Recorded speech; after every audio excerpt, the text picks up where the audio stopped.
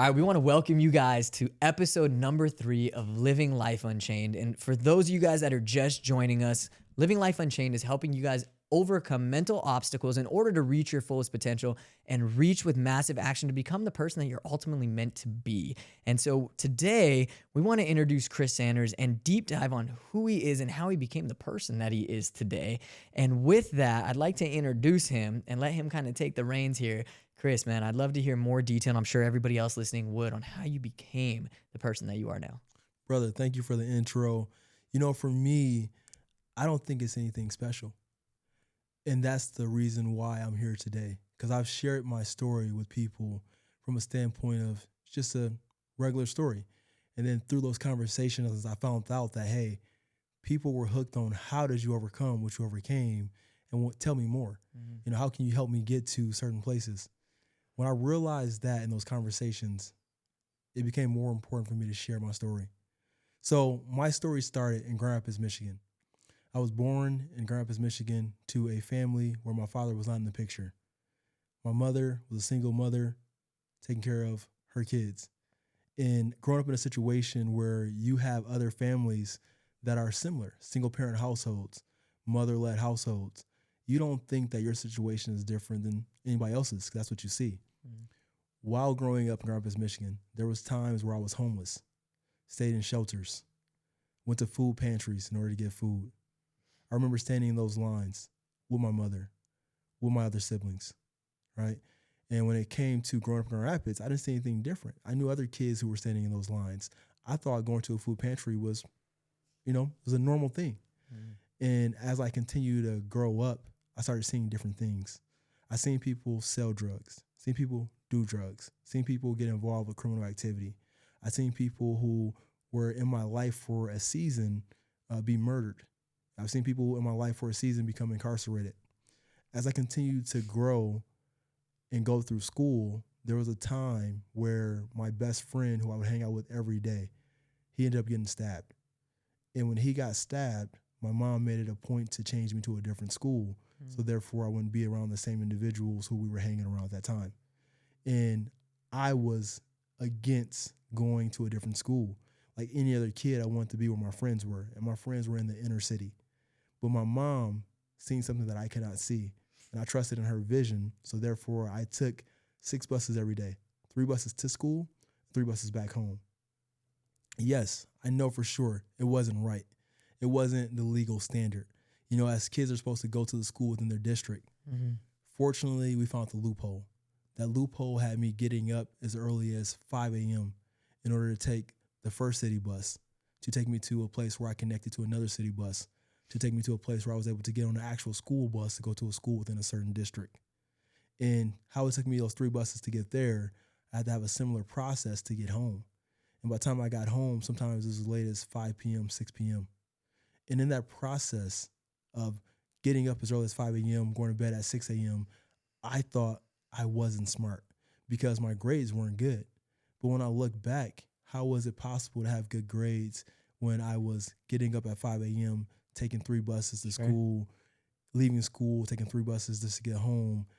I thought the grades and the lack of the high scores was based off me not understanding education. Later on in life, I realized it wasn't my lack of understanding of education. It was me not having a system that was set up for success. Mm. While being in high school, my mother, she knew she was sick. But like any other mother, when she was sick, she had the choice to make whether she was to go to the hospital, go get, medication to take care of herself or to take care of her kids. And I believe, like many mothers, my mom made the decision to set aside her own health to focus on our family. And in doing so, my mom didn't get the care that she needed. And when she didn't get that care, by the time where she got sick enough to where she could no longer refuse to go in and get checked out, she went in and got checked out and found out she had cancer. Not only did she have cancer, but her cancer was at a stage that was very deep into where it was unable for her to be able to make it out. Yeah. So growing up in that situation, watching my mom battle cancer and go through chemotherapy was a life-changing thing for me. I always knew my mom was strong. My mom was always a fighter. That's one thing I always wanted to take away from watching her do what she did. And I would watch my mom go through chemotherapy. And in that situation, again, we didn't really have a lot. So as a kid, we only had what we had, and we were grateful for what it is that we had. I was very scrawny. I was super small. I was tiny. When I graduated high school, I was like 135 soaking wet. And for me, watching my mom go through chemotherapy made me want to inflict that pain on myself because I didn't want my mom to have to deal with that pain. I wanted to take away that pain. But unfortunately, I couldn't shoulder the chemotherapy. I couldn't shoulder and take on the cancer.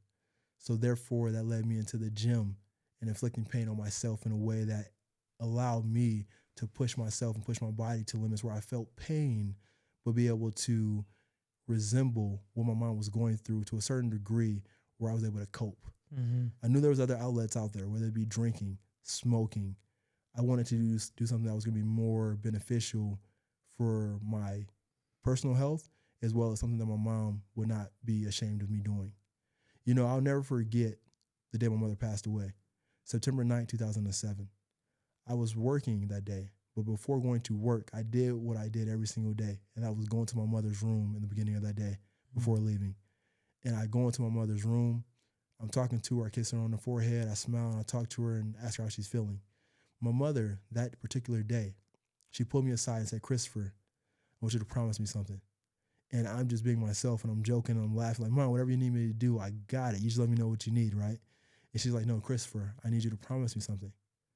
I need you to promise me that you're going to make something of yourself and do something with your life.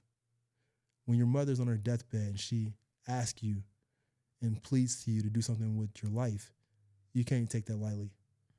Little did I know that was going to be the last time I ever had a conversation with my mom. And when my mother passed away, I had to grow up very quickly.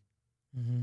Childhood wasn't an ideological thing for me to be able to look at. For me, it was more so, how do I carry on my mother's legacy? And from that standpoint, that pushed me to be able to do things that I never thought I could do. When my mother passed away, I'll never forget a conversation I had in high school with one of my teachers. He said, "Chris, your dad is not in your life. Your mom passed away.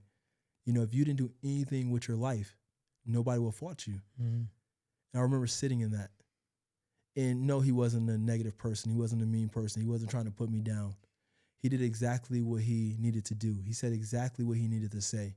Those words sparked a fire in me where I would never allow my situation, my father not being present, my mother passing away when I was young, let that be a situation as to why I wouldn't do anything with my life.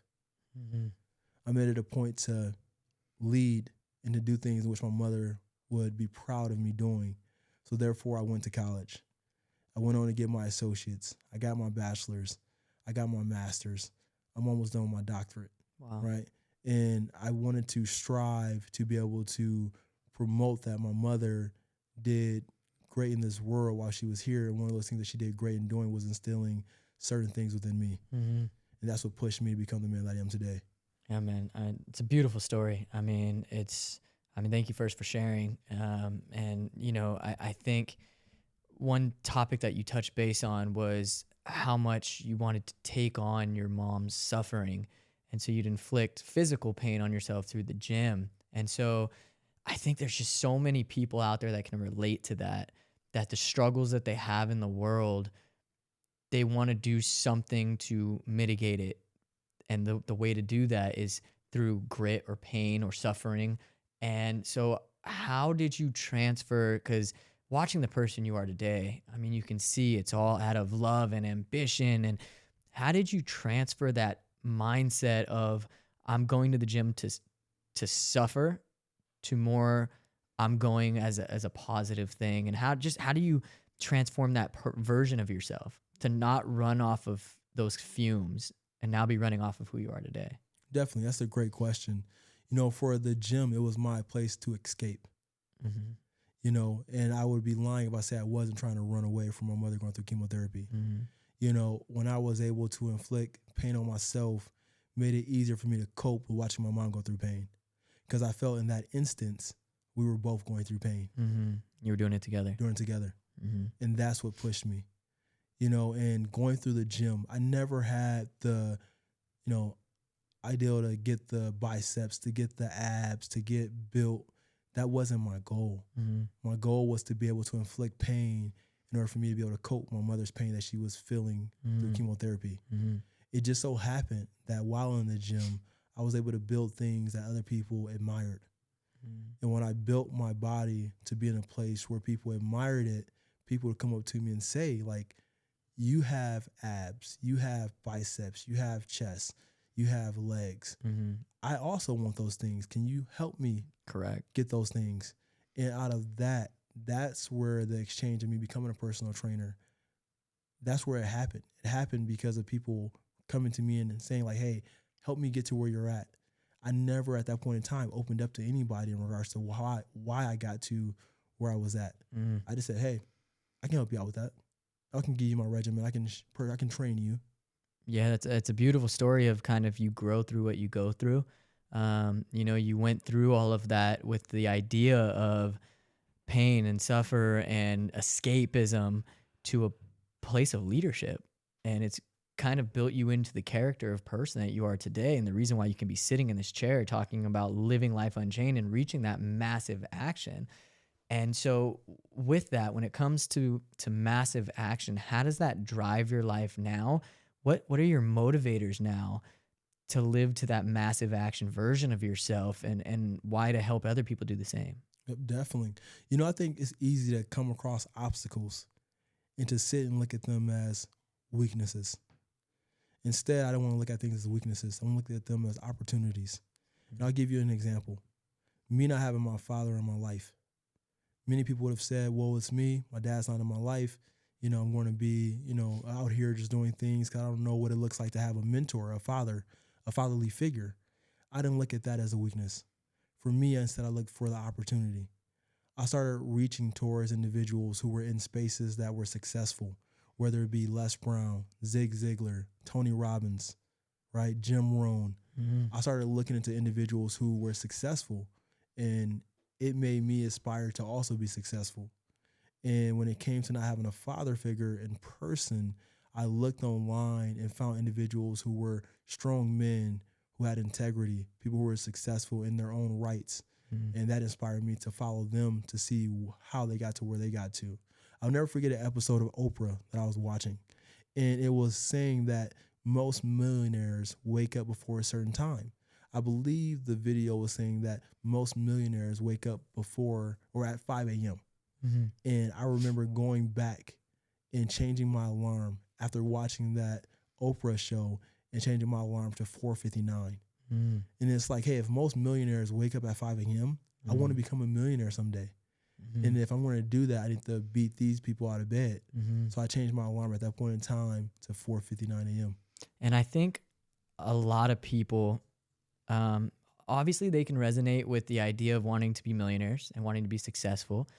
But what is it deep down inside? What's the fire behind Chris Sanders? What is the fire of the wake up call so early? What is the fire behind, getting into the gym every day to create something like Living Life Unchained? What's that fire inside of you? Definitely. It's a great question. So the fire is not the $1 million. The fire is not the real estate. The fire is not speaking on big stages. The fire is what it takes and what it becomes of you in order to be able to achieve those things, that process. I'm enamored by the process. I love the grind. You know, when it comes to working out, you know, yes, you get the byproducts of what you look like at the end, but I love that pain. I love that grind. I love knowing that the challenges that I put on myself on a consistent basis are going to be nowhere close to what anything on the outside world is going to bring to my front doorstep. Yeah, it's amazing. Yeah, you're sharpening your armor. Yeah. No, honestly, man. I mean, it's an attest to who you are. I mean, I can sit here as proof of who you are and the levels of the standards that you hold yourself to, and it's admirable. And I think you are the right person to be leading the group of Living Life Unchained and reaching your fullest potential. And so with that, I thank you so much for sharing your story. And, I'll leave it if you want to say anything else before we check out here, but thank you again and appreciate everything that you are. Thank you, brother. And again, for those individuals at home, if you found value in this, please like, subscribe, and follow and share with somebody else, right?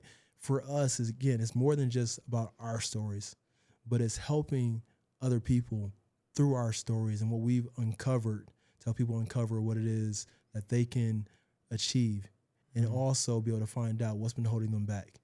Aaron and I are here for you guys. So until then, continue to follow and live life unchained. Yeah, and understand, guys, exactly what Chris said. Those obstacles are around our mindset, and it is something that you guys can unchain yourself from. We're here to help you guys along that path the entire way. So thank you guys again for tuning in. Please hit the like button, hit the subscribe button. Never miss another episode. We're going to keep these coming with absolute fire to help you guys live to your best self. And we'll see you guys in the next episode.